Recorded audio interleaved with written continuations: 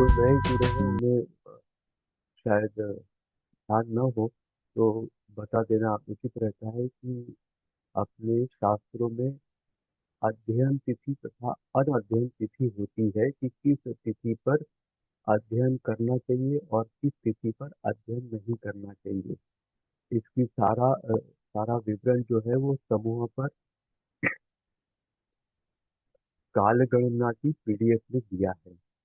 उस हिसाब से आज का दिन अनध्ययन का है, तो अनध्ययन के दिन अध्ययन नहीं करना यह अपेक्षित नहीं होता है, परंतु कोई नया विषय अध्ययन के लिए नहीं लेना ऐसा होता है। इसलिए अ, आज हम नया विषय अध्ययन के लिए नहीं ले सकते, परंतु गत सप्ताह का जो विषय था राशि के विषय में, वह हमने आज पूरा कर दिया है। तो हम अभी हमारे पास करीब आधा घंटा ये 30 मिनट तो उपलब्ध है ही। तो मैं चाहता हूँ जो बहुत सारे विषय कई सप्ताह से प्रलंबित हैं, तो उसका क्या अभी हम चर्चा करके हर एक विषय को समाप्त कर सकते हैं क्या? जैसे अपनी परीक्षा का विषय काफी समय से प्रलंबित है, तो कृपया आप जैसे शीघ्रता से आप बताइए कि परीक्षा कब लेनी है, कैसे लेनी है, कितनी लेनी है, क्या सप्ताह में एक बार या महीने में एक बार। आप जरा यह विषय को समाप्त कर देंगे चर्चा करके। सभी जरा अपना अपना माइक जो है वो अनम्यूट कर दे और चर्चा में सम्मिलित होकर विषय को हम शीघ्रता से समाप्त करें, तो और भी विषय हम ले पाएंगे।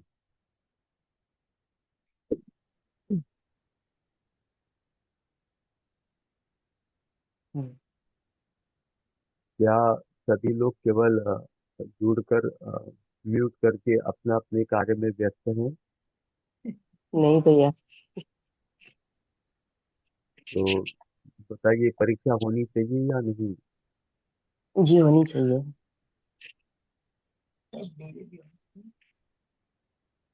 कितने अंतराल में होनी चाहिए?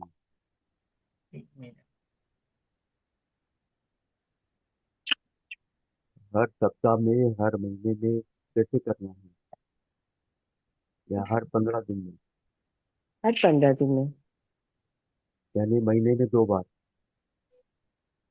जी हाँ।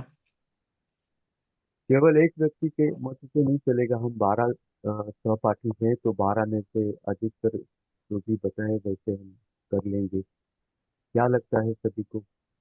15 दिन में लेनी चाहिए। 2 सप्ताह में एक बार।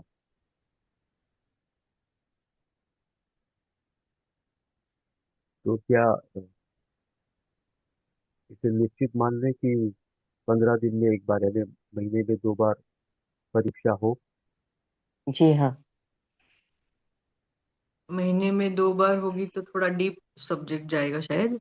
ये महीने में एक बार रहेगी तो काफी सब्जेक्ट्स को एक साथ में करना पड़ेगा। हम्म।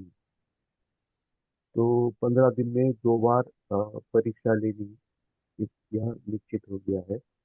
हम्म। परंतु अभी तक जितने भी सत्र हो गए हैं उनकी परीक्षा का कैसे करें? आगे तो हम करेंगे 15 दिन में एक बार परीक्षा, लेकिन जो भी 8 9 सत्र हो गए हैं या 10 हो गए मेरे ख्याल से, तो उसका उसकी परीक्षा का कैसा कैसे नियोजन करेंगे? हम्म। 10 10 सत्र हो गए, अर्थात हम मान लें कि 2.5 महीना हो गया है, तो 5 परीक्षा होनी है उसकी।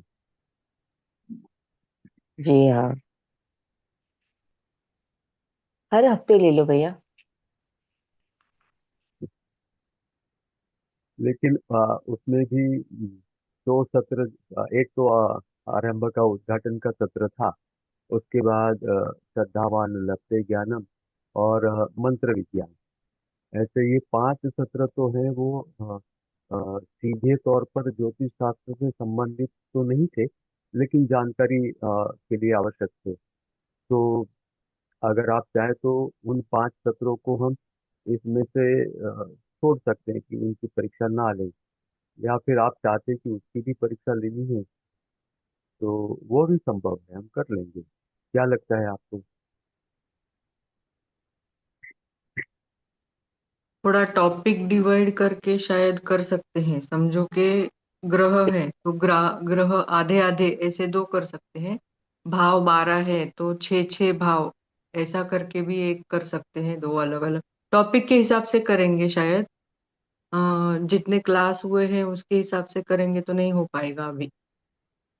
नहीं, टॉपिक मेरा के हिसाब से प्रश्न है, अ, मीरा जी, मेरा प्रश्न ऐसा है कि अ, कैसे जो करेंगे। अ, आरंभ के जो सत्र थे जिसमें श्रद्धावान लभते ज्ञानम और मंत्र विज्ञान और उद्घाटन सत्र, ऐसे जो 5 सत्र थे, क्या उनको भी परीक्षा में सम्मिलित करना है या उन्हें छोड़ देना नहीं नहीं भैया वो, उसको छोड़ देते हैं। हाँ उसको छोड़ देते। है? तो हमें परीक्षा के लिए केवल बचेंगे वो ग्रहों के, 12 ग्रहों के विषय, इतना ही बचेगा। जी और हाँ। अगर आप कहते हैं तो काल गणना को भी छोड़ देते हैं, जैसा आप उचित समझे। काल गणना भी छोड़ देते हैं। भाव ग्रह राशि। वो तो राशि और भाव तो अभी होना बाकी है, अब तक तो केवल ग्रहों की ही जानकारी हुई है। ग्रह। अभी राशि की जानकारी जो है वो अगले सप्ताह से आरंभ होगी। अभी तो केवल हमने प्रास्ताविक लिया है राशियों के बारे में। तो हम ऐसा मोटा मोटा मान लेते हैं कि 12 ग्रह तथा राशियों की जानकारी की प्रस्तावना, इतना ही अभी परीक्षा लेना शेष रहेगा। क्या ठीक है यह? जी जी जी हाँ। जी। जी हाँ।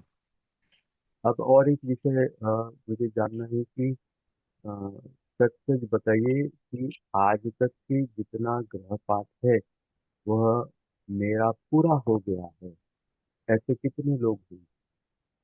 मेरा हो गया है। कौन देख लीजिए जरा। जी हाँ। जी हाँ मेरा भैया। मैं, मेरा थोड़ा मैंने सा बुक बाकी। मैंने बुक में भी लिख लिया है।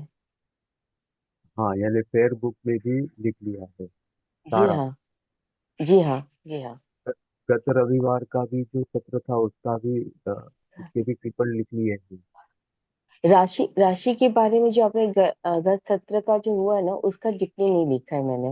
वो लिखने के लिए मुझे मौका ही नहीं मिला। आपको पता है मम्मी का तबीयत ठीक नहीं था इसीलिए। नहीं, ठीक है। हाँ, और तो बाकी बाकी जो सहपाठी जुड़े हैं, थोड़ा मैं सा फिर बाकी है अभी। मैं फिर से मेरा वाक्य दोहराता हूँ कि अगर गृहपाठ नहीं होगा तो केवल सत्र में उपस्थिति से आप ज्योतिषी नहीं बन पाएंगे।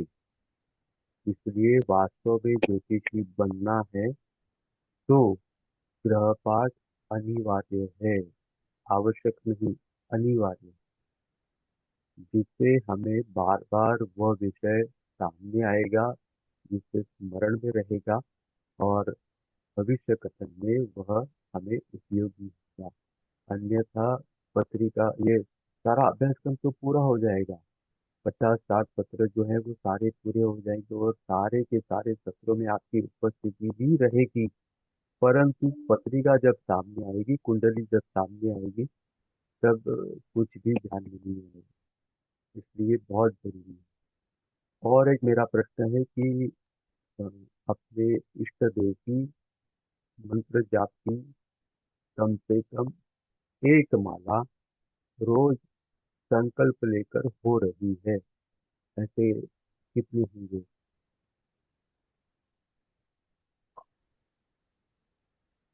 मैं मेरा अभी कर बीच में मेरा अभी छूट गया था थोड़ा सा, 2 4 दिन।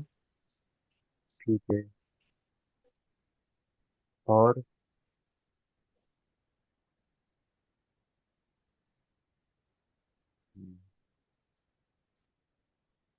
यह भी मैं अनिवार्य नहीं कहूँगा, लेकिन अच्छा ज्योतिषी बनना है तो ज्योतिषी बनने का संकल्प लेकर हमें कम से कम एक माला मंत्र की किस भगवान की?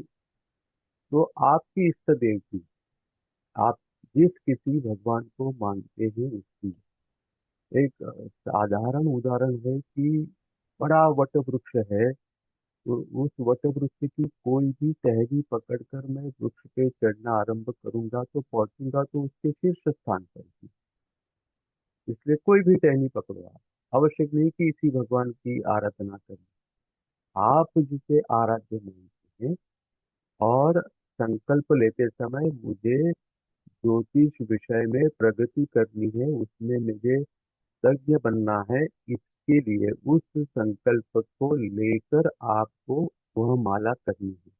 आप पहले से कई वर्षों से करते भी होंगे माला जाप, लेकिन उसका संकल्प अलग होगा। खास करके ज्योतिष विषय के लिए संकल्प करना और उसके लिए एक माला करना बहुत ही आवश्यक है। अगर वो करते हैं तो वास्तव में आपको ज्योतिष विषय में अच्छी प्रगति देखने मिलेगी। तो यह भी बहुत जरूरी है। क्या आपको उचित लगता है कि सप्ताह में एक दिन पुनः स्मरण के लिए रखा जाए, जिससे ग्रह पाठ करना या फिर जिज्ञासा का समाधान करना, उसके लिए वह दिन हम उपयोग में ले सकते हैं? बुधवार, गुरुवार, शुक्रवार में से कोई भी एक दिन रात्रि के जो समय उन्होंने बताया था वो मुझे भी उचित लगा, 9:45 से 9:45 का समय। तो जरूरी नहीं कि वो 60 मिनट तक ही वो सत्र चले। अगर 10-15 मिनट में हमारी जिज्ञासा या गृहपाठ के विषय में कुछ आशंका है, वो अगर समाप्त होती है तो 10-15 मिनट में ही वो सत्र को हम समाप्त कर सकते हैं। लेकिन अगर उसकी आवश्यकता नहीं लगती है और आप सभी लोग स्वयं से ये सारा गृहपाठ करने में सक्षम है, तो इस सत्र की आवश्यकता नहीं है। यह आपकी आवश्यकता के ऊपर निर्भर करता है कि ऐसा कोई सत्र हमें लेना चाहिए या नहीं। तो इसके लेना विषय चाहिए में भैया। लेना चाहिए। हम लोग 13 हैं, लेकिन जो रिप्लाई आ रहा है वो केवल 2 या 3 लोगों से। उसको हम मेरा मेरी तरफ से पिक लेना चाहिए। लोकशाही के नियम के अनुसार कम से कम 50 से अधिक संख्या होनी चाहिए, तभी ये संभव होगा। अब तक के सारे निर्णय हमने केवल 2-3 मतों पर लिया है। ले सकते हैं, लेकिन कभी कभी कुछ काम की वजह से अगर अटेंड नहीं कर पाए तो उतना ही है। वो सत्र सबके लिए अनिवार्य नहीं भी होगा, क्योंकि जिसे किसी आशंका है, जिसका गृहपाठ नहीं हुआ है, जिसे कुछ और जिज्ञासा है और थोड़ा जानना है, वे ही केवल उसमें सम्मिलित होंगे। सबके लिए अनिवार्य नहीं होगा वो, यह भी बताना आवश्यक है। जिसे किसे लेना चाहिए। हाँ, तो कौन सा वार हम निश्चित करेंगे?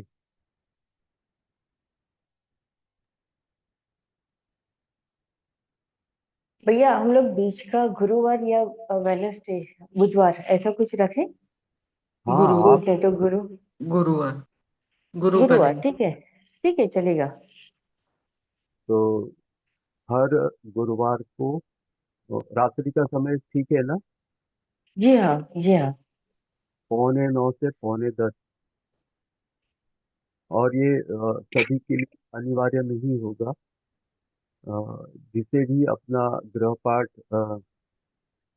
परीक्षण करवाना है कि वो ठीक से हुआ है या नहीं हुआ है, या फिर गृहपाठ में कोई आशंका है, या सब मिलके गृहपाठ करें, या फिर इस विषय से हम जुड़े रहें। सप्ताह में हम हर रविवार को केवल सत्र में उपस्थित रहते हैं, बाद में अगले रविवार तक हम ज्योतिष विषय से दूर चले जाते हैं। ऐसा ना हो, इसलिए हम अभी सबकी अनुमति से यह निश्चित करते हैं कि हर गुरुवार को रात्रि 9:45 से 9:45 यह समय हम रखते हैं निश्चित। अगर वो सत्र जल्दी समाप्त होता है तो जल्दी समाप्त कर लेंगे, और अगर आवश्यकता पड़ी तो लंबाएंगे, लेकिन 9:45 से और अधिक नहीं जाना है। 9:45 बजे समाप्त ही करना है। और सभी लोगों के लिए वह सत्र में जुड़ना अनिवार्य नहीं होगा। जिसे भी अपना गृह कार्य या जिज्ञासा का समाधान चाहिए, वो ये सारे इसमें जुड़ सकते हैं। लेकिन गृह कार्य हो गया है, गृह कार्य हो गया है और कोई जिज्ञासा भी नहीं है, इसलिए उसे नहीं जुड़ना है, ऐसा भी नियम नहीं है। वो यह विषय गुरुवार का संपूर्णतः ऐच्छिक होगा। आप चाहे तो जुड़ सकते हैं, ना चाहे तो नहीं जुड़ सकते। लेकिन रविवार का सत्र तो सबके लिए होगा, इसमें तो हम सभी लोग जुड़ने वाले हैं। और कोई विषय रहता है क्या? क्या आप सभी लोग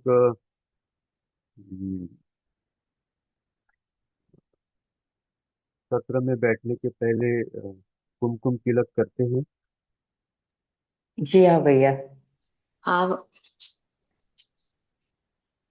यह भी बहुत आवश्यक होता है। हाँ, तो करते हैं।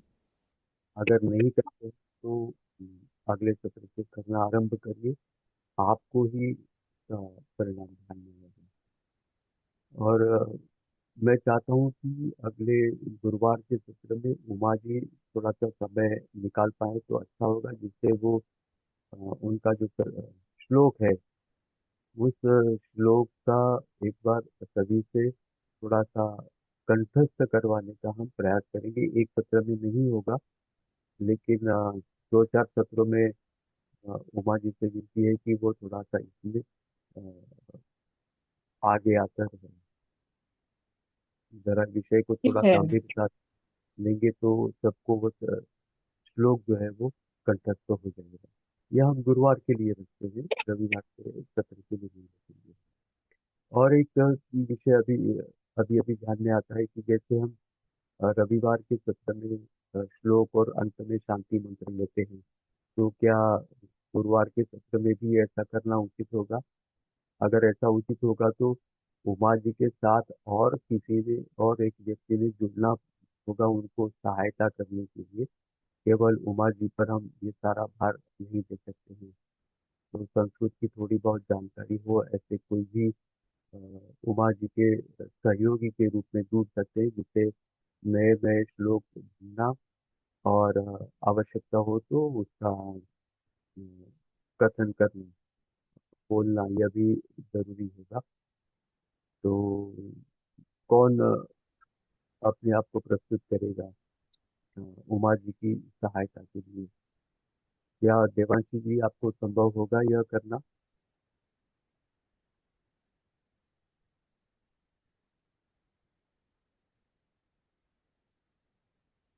क्या पूछा आपने? समझ नहीं आया। अ, यह जो सप्ताह में सत्र जो होंगे, यदि दो तो दोनों सत्रों के लिए हर बार नया श्लोक वह ढूंढना और उसका पाठक ढूंढना, अगर पाठक नहीं मिलता है तो स्वयं पठन करना। इसलिए उमा जी के लिए कोई सहकारी अगर हो तो उमा जी के लिए वह उचित होगा क्या? अगर होगा तो अ, हम किसे वह दायित्व दे सकते हैं उमा जी के सहयोगी के रूप में, जो नए श्लोक ढूंढे और आवश्यकता हो तो पाठन भी करे और पाठक को ढूंढे भी। तो उमा जी को अगर आवश्यकता है तो उन्हें हम कोई सहकारी की व्यवस्था देख सकते हैं। क्या उमा जी आवश्यक है या आप स्वयं कर लेंगी? श्लोक ढूंढने के लिए आवश्यकता नहीं है, श्लोक का तो कोई सवाल नहीं है। लेकिन अगर कोई बोलेगा तो मुझे खुशी होगी, स्वागत है उनका कि हाँ कोई और भी प्रयत्न करे, क्योंकि मैं मीनिंग भी साथ में भेजती हूँ, अर्थ भी। तो आपको जी। अर्थ पे से आपको उतना ज्यादा संस्कृत में भी समझ में आएगा, संस्कृत के बारे में आपकी रुचि भी बढ़ेगी। और अच्छा पड़ेगा अगर कोई बोलेगा साथ में, तो बहुत ही अच्छा है। स्वागत है इसका।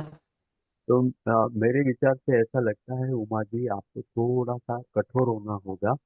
और हर सत्र के पहले जो आप श्लोक भेजती हैं उसका अर्थ के साथ भी भेजती हैं, तो मैं चाहता हूँ कि उसका आ, भले आपकी आवाज में क्यों नहीं हो, उसका ऑडियो रिकॉर्डिंग की छोटी सी क्लिप भी अगर भेज दे तो वह सुनकर और कोई सहपाठी शायद के लिए उत्सुकता दिखाए कि हाँ मैं यह पढ़ सकती हूँ क्योंकि वह श्लोक सुना है। तो अगर ऐसा करते तो अच्छा होगा। और दूसरा मैं चाहता हूँ कि उस श्लोक के साथ ऑडियो क्लिप तो होगी, लेकिन उसके साथ किसी एक सहपाठी का नाम भी बता दीजिए कि इस सत्र में यह श्लोक इस सहपाठी को बोलना है। अगर जरूरी। श्योर। अगर उस सहपाठी को यह संभव नहीं हो पा रहा है किसी कारणवश, तो वह कृपया तुरंत उमा जी को बता दी कि यह कारणवश मुझे ये संभव नहीं होगा। तो उमा जी और किसी सहपाठी का नाम इसके लिए नियुक्त कर सकती हैं। तो इतना अगर हम थोड़ा सा बदलाव करेंगे तो मुझे लगता है कि सभी लोगों का सहभाग हम अ, इस कार्य में मिल सकता है। क्या यह उचित होगा सभी के लिए? हाँ, मेरी उचित है। ओर से तो ठीक है। हाँ। जी। तो आज हमें नया विषय आरंभ नहीं करना था, लेकिन कई सारे विषयों के बारे में हमें हमारी चर्चा हो गई। और कई सारे विषय अभी समाप्त भी हुए हैं। तो और कोई विषय किसी के ध्यान में आता है कि जो अभी भी प्रलंबित है और उसका भी निर्णय होना आवश्यक है, ऐसा कुछ लगता है तो वह भी बता सकते हैं। भैया, ये अपना क्लास हाँ। मॉनिटर जो है, अभी फिलहाल तो मीरा जी ही है जो इतना टाइम से संभाल हाँ। रहे हैं। तो जी शायद जी। मेरे ख्याल से और किसी को भी अभी ये चीज लेनी चाहिए। हाँ। तो जैसे उमा जी को मैंने कहा कि श्लोक के साथ उसका पठन करने वाले सहपाठी का नाम दे देना है, वैसे ही वर्ग के जो प्रतिनिधि अभी हैं उन्होंने ही नाम सूचित कर देना है कि आगे जो 1 महीने के लिए यह सहपाठी वर्ग प्रतिनिधि होंगे।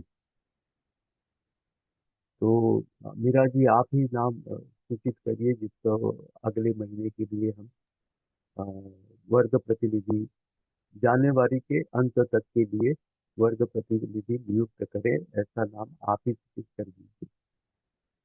जयश्री जी या तनुजा जी, किसी को जयश्री अगर जी का तो करना है हो तो। जयश्री जी का हो गया। तनुजा जी कर सकते हैं अगर करना है तो। जी जुड़ी थी लेकिन कुछ फिर से निकल गया शायद उनसे। 2 बार वो जुड़ी लेकिन नहीं रह पाई है।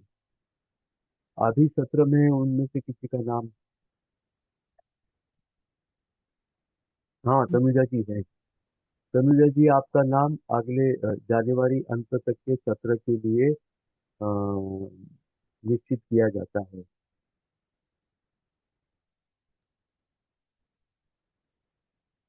क्या तनुजा जी आप सुन पा रही हैं?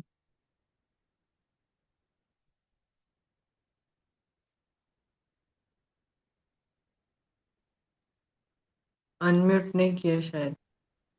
हाँ, उनको समझ में नहीं आ रहा है, पता नहीं।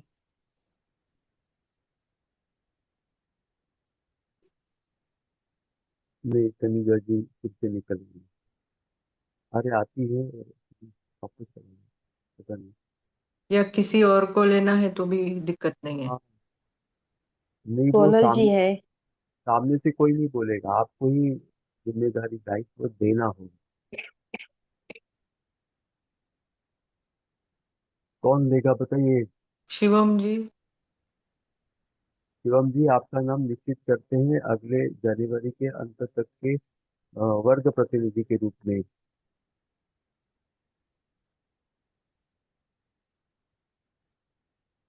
शिवम जी क्या आप आवाज सुन पा रहे हैं? हाँ जी। सॉरी, अनम्यूट था। सॉरी, मतलब म्यूट था।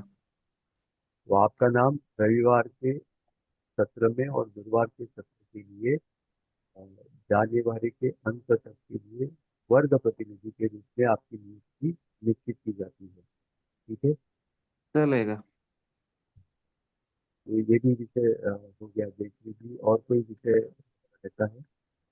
इसके बारे में अधिक जानकारी लेनी है तो मीरा जी से संपर्क करना पड़ेगा ना। हाँ, जैटली जी और मीरा जी दोनों से संपर्क करें। ठीक है, चलेगा। दोनों भी आपको उचित मार्गदर्शन दे सकते हैं।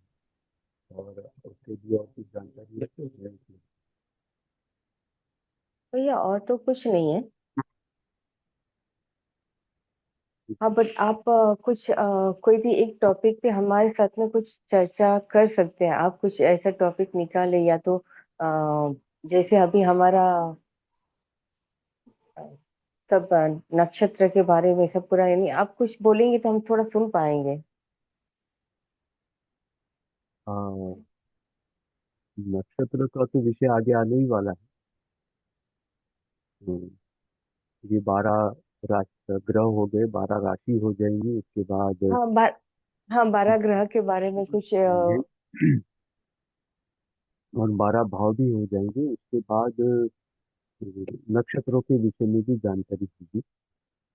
नक्षत्रों से भी अधिक जानकारी होगी वो नक्षत्रों के स्वामी के लिए, क्योंकि भविष्य कथन के लिए नक्षत्र की स्थिति और उसके स्वामी और उसके साथ उसके उप नक्षत्र स्वामी कृष्णमूर्ति में केवल राशि में ही दिखाया है।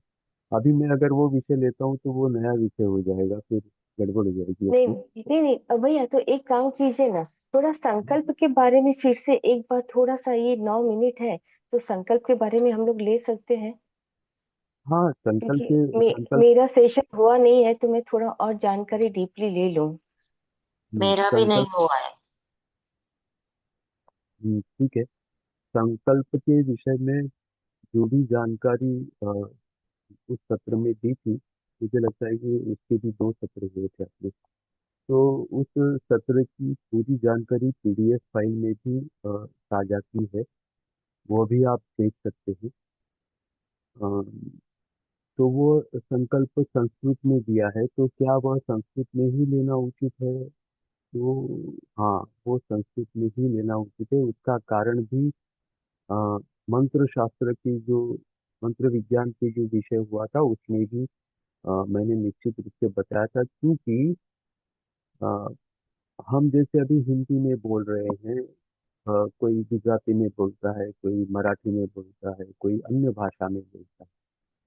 तो दोनों व्यक्तियों में संभाषण तभी संभव होता है जब वे दोनों व्यक्ति एक ही भाषा समझते हो, तो ही यह संभव होता है।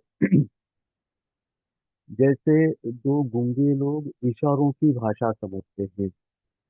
अगर हम गूंगे नहीं हैं तो वो इशारों की भाषा हम नहीं सीखते हैं तो हमें समझ में नहीं आएगा।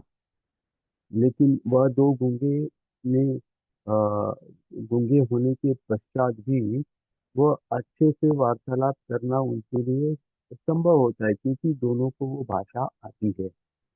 वैसे ही हमें प्रकृति से अगर कुछ मांगना है या प्रकृति को कुछ बताना है या प्रकृति को कुछ देना है या हमें प्रकृति से कुछ चाहिए या फिर हमें प्रकृति से संवाद करना है, तो प्रकृति की भाषा जो है वो स्पंदनों की भाषा है। प्रकृति केवल स्पंदन जानती है, शब्द नहीं जानती। यानी हमारे मुख से जो उच्चारण होते हैं, उस उच्चारण की वजह से निर्माण होने वाले स्पंदन, उस स्पंदन को ही केवल प्रकृति या निसर्ग जान पाता है। इसका उदाहरण भी दिया था मैंने, जैसे अपने हृदय का ईसीजी निकालते हैं, उस ईसीजी में केवल स्पंदन आते हैं, वो लाइन ऊपर नीचे होते हुए दिखती है हमें। तो प्रकृति जो है वो केवल स्पंदन को ही जानती है, वो आवाज नहीं जानेगी। इसका उदाहरण भी दिया था कि जैसे शिक्षा शब्द है, तो हिंदी में शिक्षा यानी पढ़ाई या ज्ञान प्राप्त करना, उसे शिक्षा, या फिर ज्ञान देना तो शिक्षा देना ऐसा होता है। लेकिन वही शब्द अगर हम मराठी में बोलेंगे शिक्षा, तो ये पनिशमेंट हो गया। तो ये दोनों का एक शब्द एक ही है, लेकिन विविध भाषाओं में उसका अर्थ अलग है। लेकिन दोनों भाषाओं में उस शब्द के उच्चारण के बाद जो ध्वनि निकलती है या स्पंदन निकलता है, वो एक ही होता है। तो निसर्ग केवल स्पंदन को जानता है, और विश्व में संस्कृत एकमात्र भाषा है कि उस शब्द के अर्थ के अनुसार स्पंदन निकलने की क्षमता केवल संस्कृत शब्दों में ही है। इसलिए संस्कृत जो है, वह भाषा भले निसर्ग को समझ में नहीं आती हो, लेकिन जो शब्द हम उच्चारण करते हैं, उस उच्चारण से निर्माण होने वाले स्पंदन या ध्वनि, वह मात्र निसर्ग समझता है या प्रकृति समझती है। इसलिए हम जब संकल्प लेते हैं तो हम मराठी हिंदी में भी ले सकते हैं, लेकिन संस्कृत में लेते हैं तो उसका महत्व कुछ अधिक हो जाता है। इसलिए बहुत आवश्यक होता है कि वह संकल्प संस्कृत में ही लिया जाए, और उस पीडीएफ में पूरे संकल्प की विधि भी दी है, और संकल्प में उच्चारण करने का पूरा उस पैराग्राफ को, पूरा वाक्य, वो सब कुछ उसमें विस्तृत रूप से दिया है। मुझे लगता है उसको एक बार आप पढ़ लेंगे, उसके पश्चात अगर आप संकल्प के विषय में कोई जिज्ञासा व्यक्त करते हैं तो उसका समाधान करना उचित होगा। क्योंकि पूरा पढ़ने के बाद शायद कुछ आशंका या कोई जिज्ञासा नहीं बचेगी। उतना विस्तृत तो मुझे जितना संभव था उतना वह पीडीएफ में लिखा है। उसके बाद भी अगर कुछ बचता है तो अवश्य आप मुझे पूछ सकते हैं। क्योंकि जब हम उच्चारण करते हैं तो उससे निर्माण होने वाली ध्वनि या स्पंदन वह महत्व का है। इसलिए मंत्र जाप करते समय भी कहा है कि आरंभ के समय में हमें अ, आवाज सुनाई दे, उतनी अधिक तीव्रता से हमें वो मंत्र जाप करना है। कब तक तो हम उसमें एक बार प्रगट हो जाते हैं, फिर मन में ही उसका स्मरण करते हैं, तो भी उससे स्पंदन निकलते ही हैं। स्पंदन निकलना केवल उच्चारण से ही संभव नहीं होता है, विचारों से भी स्पंदन निकलते हैं। हम भले उस शब्द को जोर से अपने श्रवण यानी स्वर यंत्र से अगर हम उच्चारण नहीं भी करते हैं, केवल विचार करते हैं, तो भी उससे स्पंदन निकलते हैं और वातावरण में वो फैलते हैं। हमने किसी के विषय में अच्छा सोचा या किसी के विषय में बुरा सोचा, तो दोनों ही स्थितियों में स्पंदन तो बनते हैं और वो प्रसारित भी होते हैं। इसलिए जब तक हम उसमें निपुण नहीं होते हैं, तब तक हमें जोर से उच्चारण करना आवश्यक है। एक बार निपुणता हो गई, यह भी बहुत बड़ा विषय है। वो ध्वनि की भी अलग अलग स्थितियां हैं, परा तक हम जा सकते हैं, लेकिन वो अभी का विषय नहीं है, तो विषयांतर हो जाएगा और नया विषय भी हो जाएगा। इसलिए आज केवल इतना ही है कि अ, इस संकल्प की पीडीएफ को आप फिर से एक बार पढ़ लीजिए, और कोई भी कार्य करते समय, केवल ये माला जप नहीं, कोई भी अच्छा कार्य करने के पहले अगर हम संकल्प करते हैं कि मुझे क्या करना है और उसके पीछे का कारण क्यों करना है, यह भी बहुत आवश्यक होता है। और यह करते समय ये संकल्प कौन कर रहा है, फिर मैं कर रहा हूँ, इसका अर्थ कौन, तो मेरे गोत्र से मुझे कनेक्ट किया जाता है, जोड़ा जाता है। गोत्र, मेरे गोत्र से जुड़ने से मेरे पूर्वजों की परंपरा से मैं जुड़ जाता हूँ। और मैं कहाँ कर रहा हूँ, तो जम्बूद्वीप, भरतखंडे, आर्यावर्ते, ये सब मुझे बोलना है। तो पृथ्वी पर मेरा स्थान भी निश्चित मुझे करना है, और किस समय कर रहा हूँ तो वो समय की भी जानकारी देनी है। वह समय की जानकारी आज की तिथि या नक्षत्र उतना ही अपेक्षित नहीं है। तो ब्रह्मा जी का दिन आरंभ होता है, उस समय से यह कालगणना आरंभ होती है जो आज तक पहुंचती है। यानी हम ज्ञात या अज्ञात रूप से अपने पूर्वजों के साथ तो जुड़ते हैं, और पृथ्वी के आरंभ से भी हम जुड़ जाते हैं, और जिसके कारण हमें एक गर्व की अनुभूति होती है कि हम ऐसे संस्कृति के अंश हैं जो जिसे वास्तव में सनातन कहा जाता है। वास्तव अर्थात इसका अंत और आरंभ यह पता नहीं है, यह होता ही नहीं है, वह सनातन होता है। तो उसके साथ जुड़ने का और एक हमें गर्व की अनुभूति होती है। तो हम लोग इसके साथ जुड़े, और गुरुवार के सत्र में इसी लिंक से हम लोग जुड़ेंगे जो हम रविवार के दिन के लिए उपयोग में लेते हैं। और उस समय अ, जिन्होंने भी अभी तक संकल्प लेकर वो माला जाप आरंभ नहीं किया है, वो एक बार पढ़ लें, और गुरुवार को फिर उसके विषय में कुछ अधिक जानकारी चाहिए, जिज्ञासा है, तो उसमें हम करेंगे। बराबर 7:30 बजे हैं, अपना सत्र की समाप्ति हो गई है। मैं विनती करूंगा उमा जी से कि शांति मंत्र देकर आज का सत्र हम समाप्त करें। हरि ओम। ओम पूर्णमदः पूर्णमिदं पूर्णात् पूर्णमुदच्यते पूर्णस्य पूर्णमादाय पूर्णमेवावशिष्यते। ओम शांति शांति शांति। हरि ओम। कल मैं जाने वाली हूँ तिरुपति बालाजी के दर्शन के लिए, आप सबको याद करूंगी। धन्यवाद। बहुत बहुत धन्यवाद। बहुत बहुत धन्यवाद। धन्यवाद।